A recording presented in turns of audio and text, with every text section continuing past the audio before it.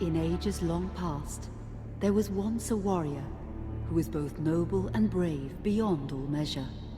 His deeds of heroism and skill in combat were legend. His name was whispered within the hallowed halls of men for countless generations. Yet now his name is lost. Lost in the mists of time forever. It is said that destiny delights in the misfortunes of men, and so it proved true for Gabriel Belmont. For even after defeating the Lords of Shadow and ending their reign of terror, his soul was consumed by the very darkness that he sought to destroy. As that ancient prophecy foretold, whomsoever defeats the Lords of Shadow will sit upon their throne to rule as the Prince of Darkness. But before fate had played its hand, and unknown to Gabriel, his beloved wife Marie conceived a son by him. The Brotherhood of Light warned her of that ancient prophecy and the terrible fate which lay before her husband. So, with heavy heart, she concealed her pregnancy. For it is written that only the blood of that lineage has the power to defeat the Prince of Darkness.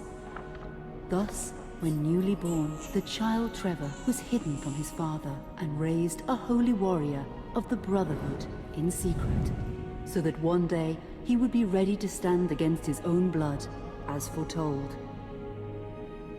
That day would come, some 25 years later, for what had once been Gabriel Belmont was now a powerful vampire known as Dracula, the Dragon. The Brotherhood of Light fought against the onslaught of his dark armies, which laid waste to towns and villages across the land, but to little avail.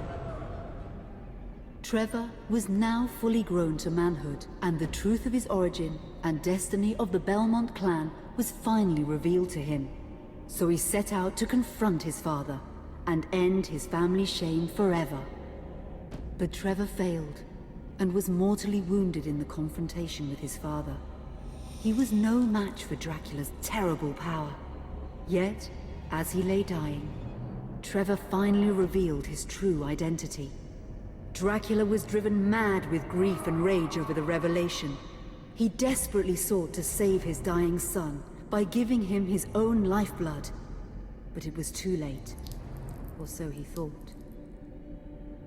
Dracula buried his son within the walls of his great castle, and then swore bloody vengeance upon the world.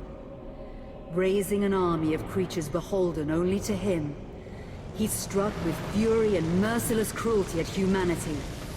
He vowed to hunt God's children for all eternity. But fate still had one last card to play.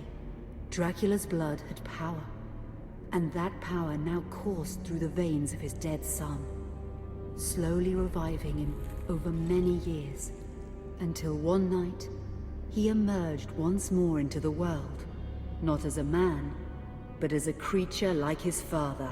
What had once been Trevor Belmont was now gone forever. He was now a vampire like his father. Though he swore that he would not be like him, he would take the name Alucard. He would be a force for good, opposing his father's capacity for evil. In that very moment, Alucard swore to destroy Dracula. But fate had something else in mind. Meanwhile, Trevor's own son grew into a fearsome warrior with a reputation that far exceeded even that of his illustrious father. Simon Belmont knew little of his own lineage, nor his importance in the events to come. All he knew was that his mother had died at the hands of Dracula's minions when he was but an infant, and his father had been killed in single combat with Dracula. Found and raised by the people of White Mountains, Simon had but one purpose in life: to destroy Dracula for the murder of his parents. After years of training in the arts of war, Simon set off for Dracula's castle and a date with destiny.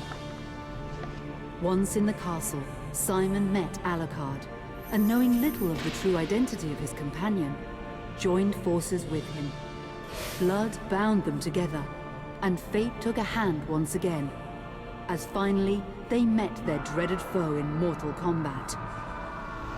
Simon defeated Dracula with his whip. And yet, Alucard sensed that all was not as it should be. Dracula would return.